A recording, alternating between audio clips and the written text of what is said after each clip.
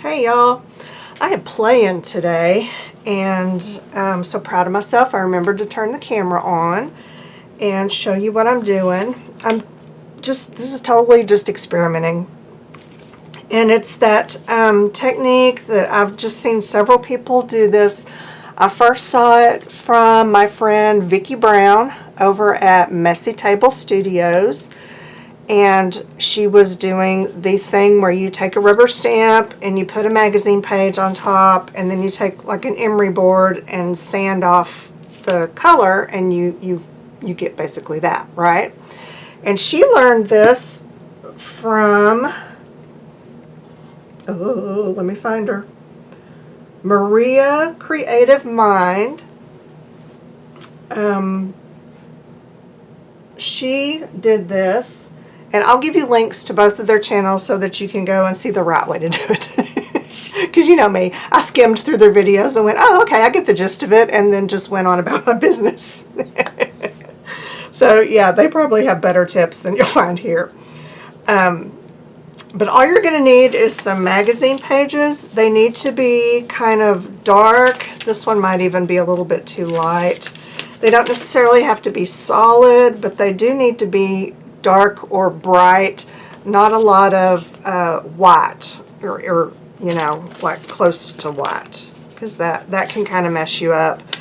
So I just went through, you know, I have a color file for my magazine. These are just colors and textures that I pull out of magazines, and I keep them kind of in color order. So I just picked out a few to play with. Here's what I found as far as rubber stamps go.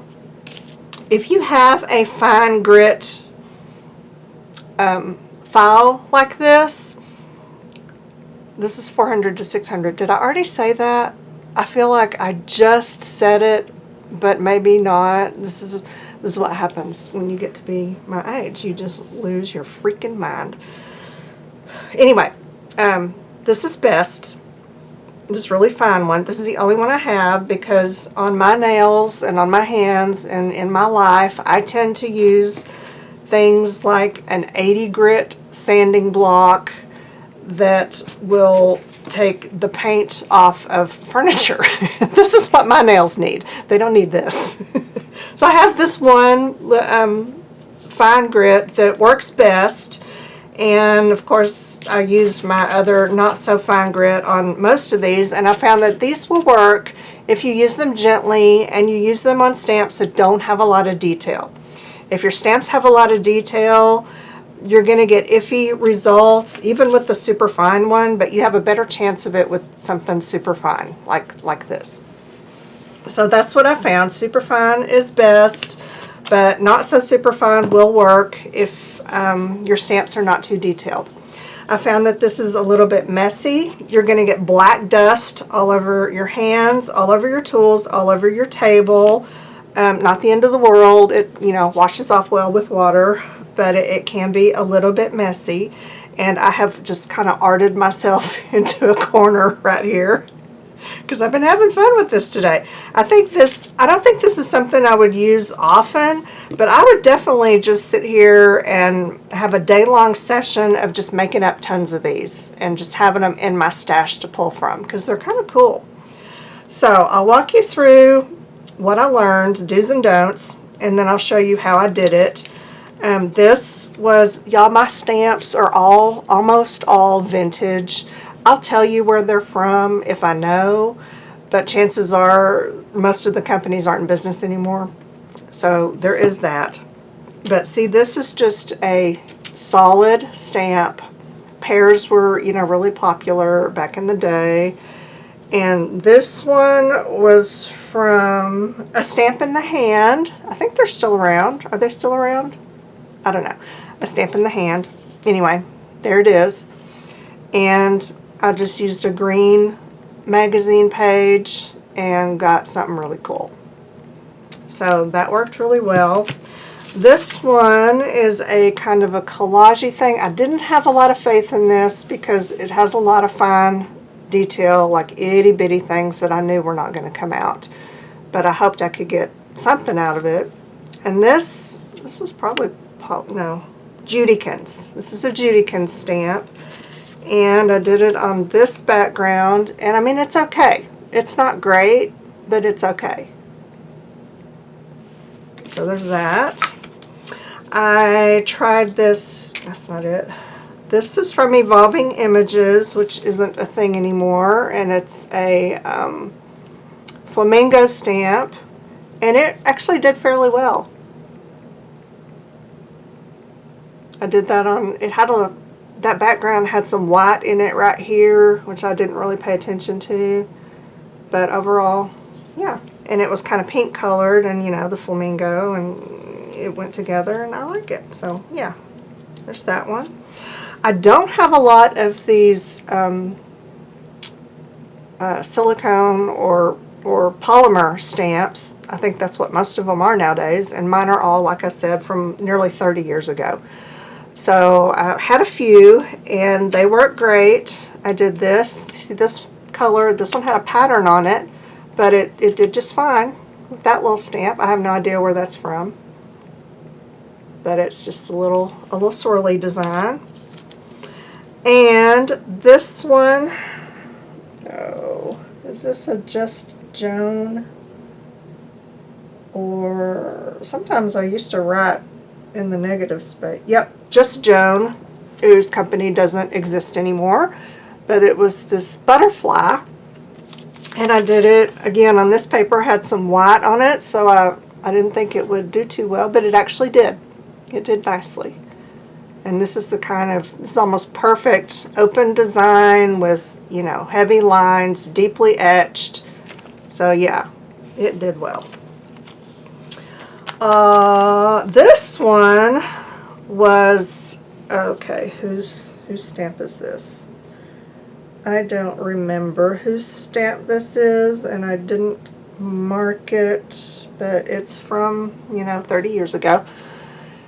And it has, I mean, these areas are practically flat, so I did not think that it would do well, but I used my superfine thing on it, and it actually turned out fairly good. Now these are obviously going to be kind of grungy and not precise. You know, if you want a clear image, well, just stamp the thing. I've got white chalk ink. I could just stamp it on there. This is just kind of a different grungy look. So there you have that. This one I just used my rough sanding blocks, and it did fine. This was just a background image from, did I write whose this was? I did not, but again, it's old. And I did it on this dark blue, and it did really well. And I didn't use my fine thing. I used my one of my rough ones, and it did fine. You just have to be careful not to rub too much, because you'll just rub a hole clean through the paper. And you have to try to keep it from shifting, which I fail at almost all of them. Because it's really hard to hold the paper onto the stamp and, you know, carefully do your sanding thing. But okay, here's where you can kind of kick it up a notch, because this is great and I love this. But what if we color it? Oh, look. Because you're taking the color off with the sanding. Well, let's put some different colors back on. This was the same exact background paper. And what I used to color this was some of these Pitt pins, Faber-Castell, like that, Pitt markers, like this. These are India ink. So when you put them on a glossy surface or a gessoed surface, they will move around a little bit before they set. So you can color and just kind of blend and smush and have a lot of fun with it. So if you have these, that's great. If you don't have these, I would try any kind of a water-based marker and see what that does for you. Landslide! Ah! Okay. Like I said, I've arted myself into a corner. I have no room to put anything. Even the floor surrounding me is covered. So this is just where I'm at today. All right, so yes, you can color with those markers. You can also use watercolors. This was an Evolving Images stamp, which looks like a spirograph thing, which makes me totally happy. And I used red magazine page and then just some of these Koi watercolors to put color back on the white. And because of the nature of the India ink markers and the watercolors, you know, they don't really gunk up your background. They're just kind of transparent, so they will just show up on your white parts. You might get a little bit of shadow on the background part, but you know, no big deal, especially if you cut it out. So yeah, that is fun. And then here's another one that I did with, this was with the Pit Pens. And this was a butterfly image from Magenta. I have no idea if they're still around. I know they were a Canadian rubber stamp company. And all of their stamps were on gray rubber, when back then everything was red rubber. Well, there was another company, Appalachian Art Stamps. They had kind of a teal rubber, which was cool. But yeah, for the most part, it was red rubber back then. So this one did pretty good, and it colored nicely.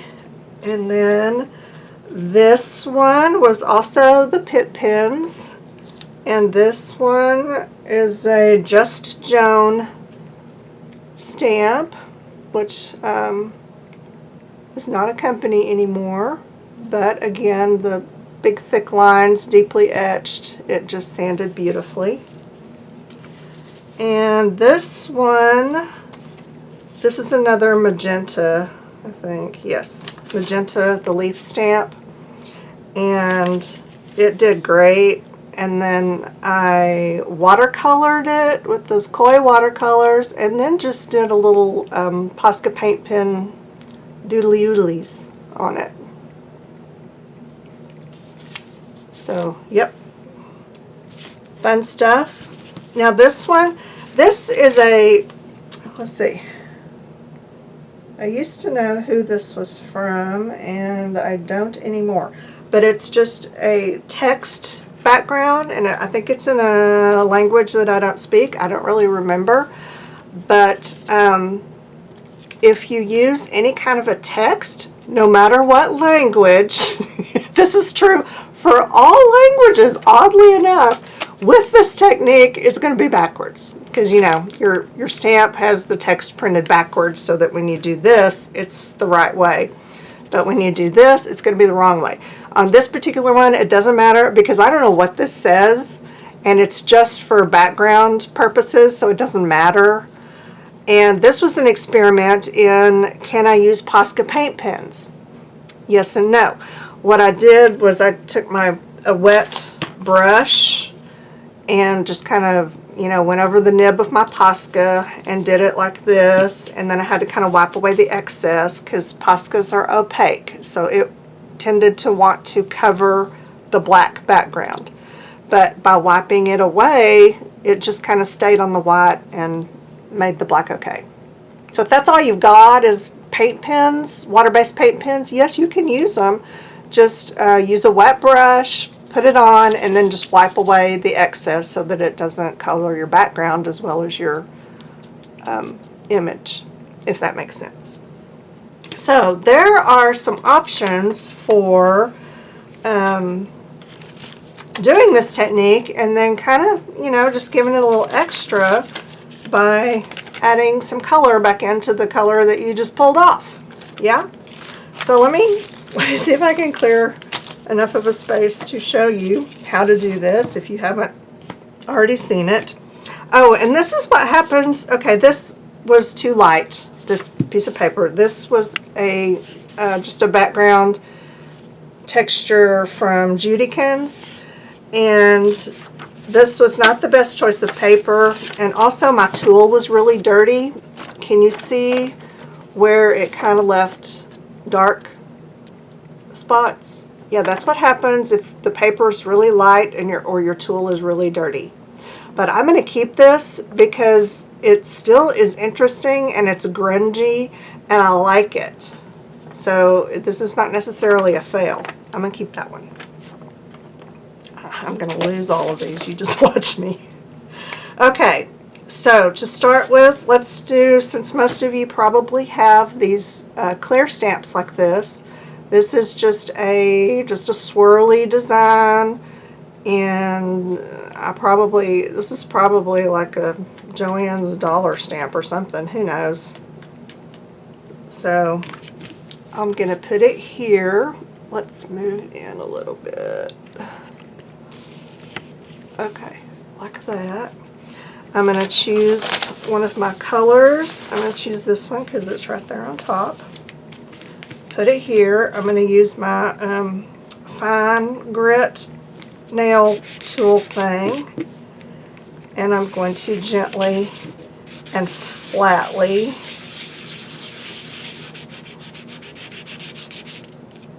oh, I'm out of frame. How did that happen? There.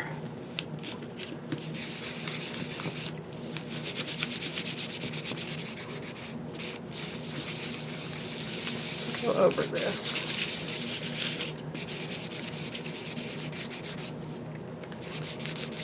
Sometimes I will take, this is like extra fine steel wool, just to kind of clean it up. And oh, that gave just a lovely image. And I'm using this because I have 4 packages of it in my garage. It's like the 4 zeros steel wool, the super fine. I don't know why I bought 4 packages.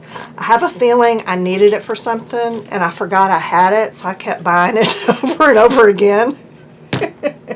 So I'm using it because I have it. So yeah, there's that one. Your hands are going to turn black. It's just part of it. So that would look really pretty colored in with something contrasting, maybe a turquoise or something. Yeah, I would like that. Okay, this is another, you know, when the pears were the thing, and it's another stamp in the hand. They were really all about the pears. And it's a solid stamp. So let's just see how this does. You see, this I think is going to be way too light. Should we try it? Let's try it.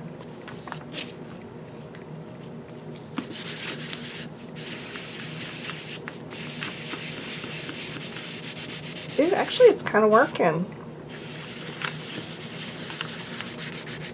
Sorry, I know you can't see, but this is all I can do to just hold this in place. Try that.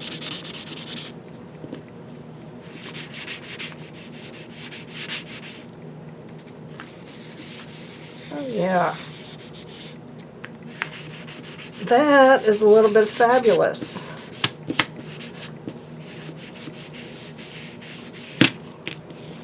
Even on the light color paper. Look at that. And then, I mean, you can fussy cut these. You can tear around them. You know, whatever you want to do to use them. I'm just going to cut this out like this, because there's still enough of this to use for something else. And there I've got me a cute little piece of fodder. We're all on the fodder kick now, aren't we? I feel like we are. I've got another clear swirly design.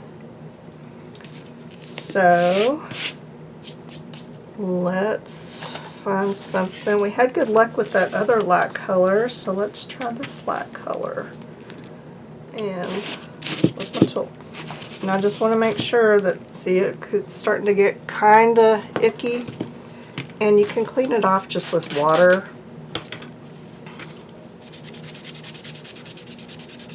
It'll clean off. Sometimes if it gets too gross, I'll get this really gritty sanding thing and do that to help remove some of the ook.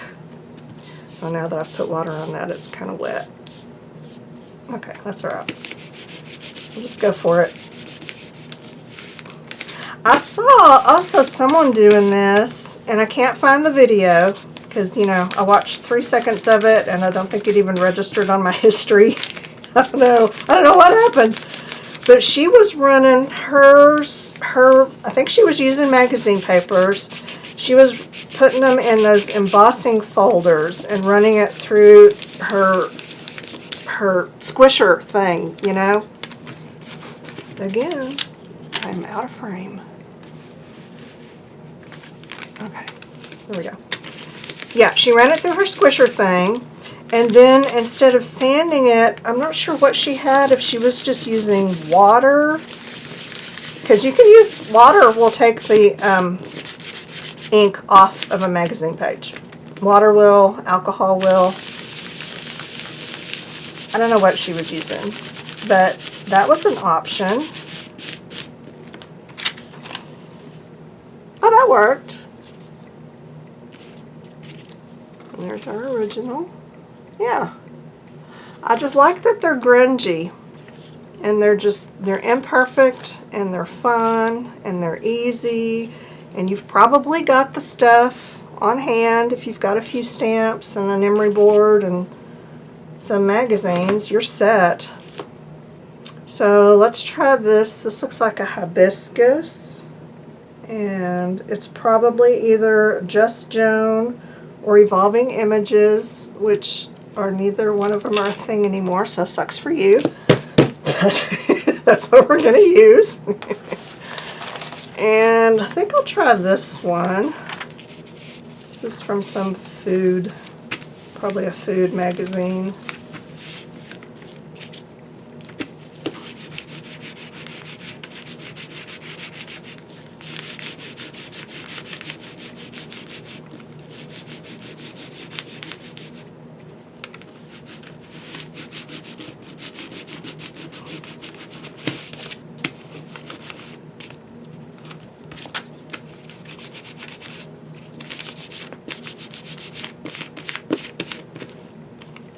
Okay, yep.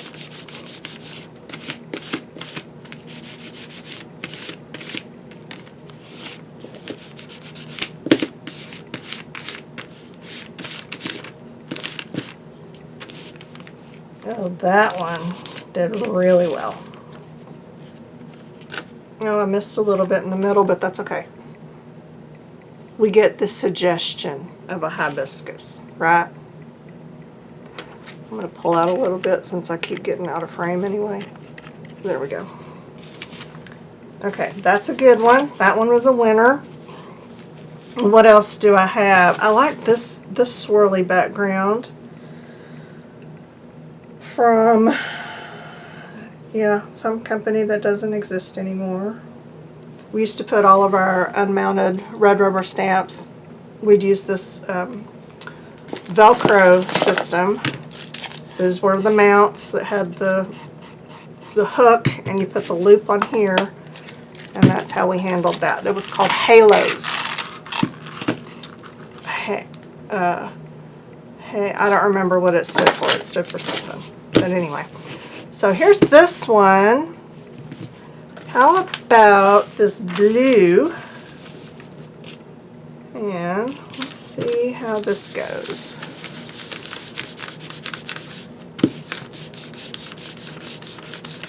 You can do this on other papers. If you have some thin scrapbook papers, that will work. I think Vicki did it on some painted papers, so just depending on how painted they are, I think that would work. You can use it on pretty much any kind of a relatively thin-bodied printed paper, and that's the key. It needs to be printed. So like if you have a piece of thin black cardstock, that's not going to work, because that's going to be black all the way through. Ask me how I know. I tried it. Yeah, it didn't work. This is fun. And the swirly pattern with the blue is extra fun.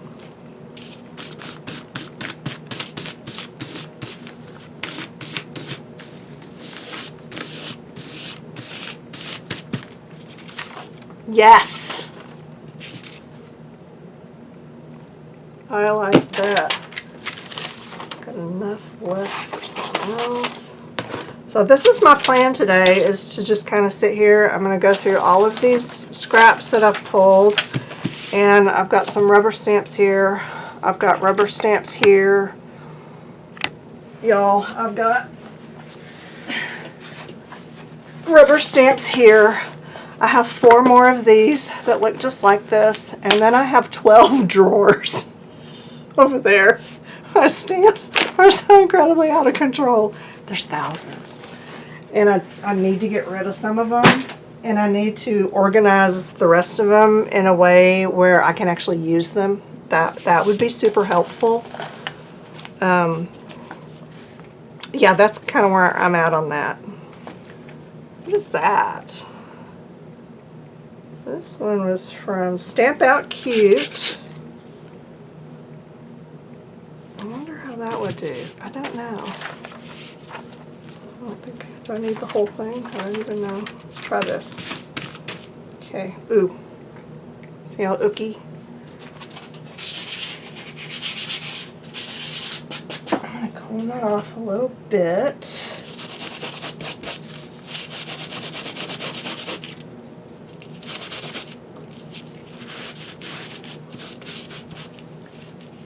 Okay, and let's see.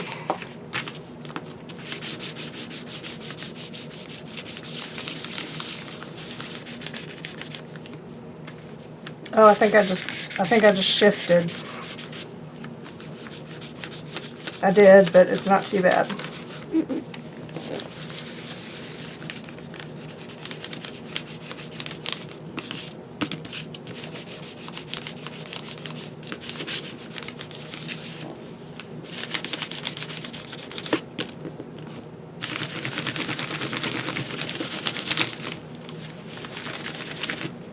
That's kind of cool.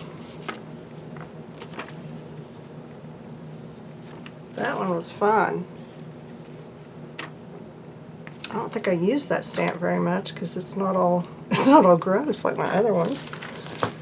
Okay, that's a good one. Okay, should we do one more? How long have I been messing with this? Yep. Okay, we'll do one more. We will do, see, that's got a little bit of both on there. I'm going to kind of clean this a little bit.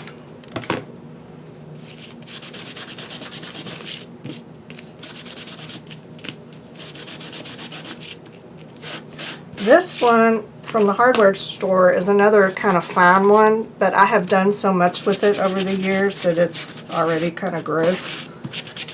And it was, yeah, it was leaving all kinds of weirdness on my pages. I think, what do I want to try? I wonder if those little shoes would show up. I gotta try these shoes. I'll do these two. Okay, let's see. The shoes are small, so I don't want anything too busy. Maybe this purple. I'm going to use a rougher grit. They're really detailed, but just in case this is all you've got is a rougher grit, just use it carefully.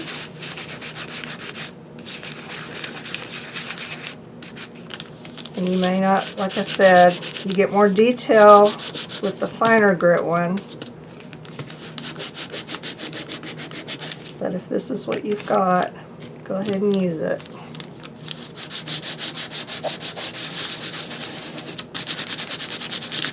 It still gives some interestingness, right?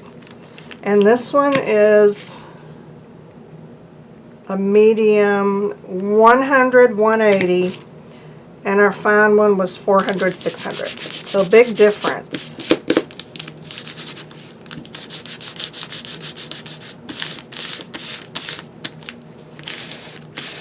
Yeah, the shoes, you just basically get the outline of them, but it's still kind of fun.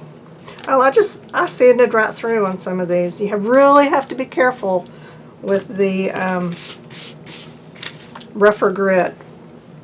But I mean, still, it's fun. It's usable. Okay, that was little shoes, and then I wanted to do this one. And I think I will do that. And do I have a red? What is this? Maybe that.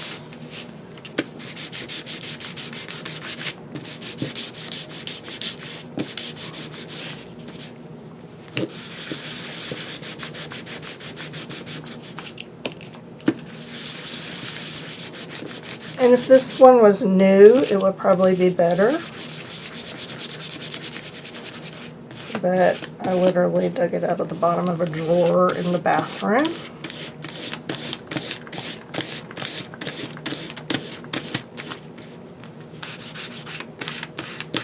And I find that, you know, if you just get the edges really good, then you don't really have to worry about all the other details, because you get the gist of the image, right?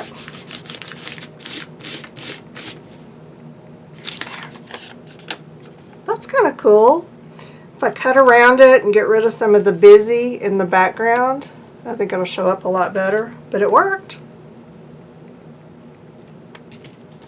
Yeah, I like it. Did I tell you who this was from? No, I didn't, because, nope, I don't know. Oh yeah, there it is. Oh no, that's Paint Blob. Thought it was my writing that I couldn't read. Yeah, don't know. So anyway, that's all I have for today, was just to show you how to do this. If you've not already seen it from the other people who can do it a lot better than me, go watch them. And then to give you some ideas on, you know, how to make yours a little bit extra, right? Because extra is always good. So that's it, y'all. Thanks for hanging with me today. The end.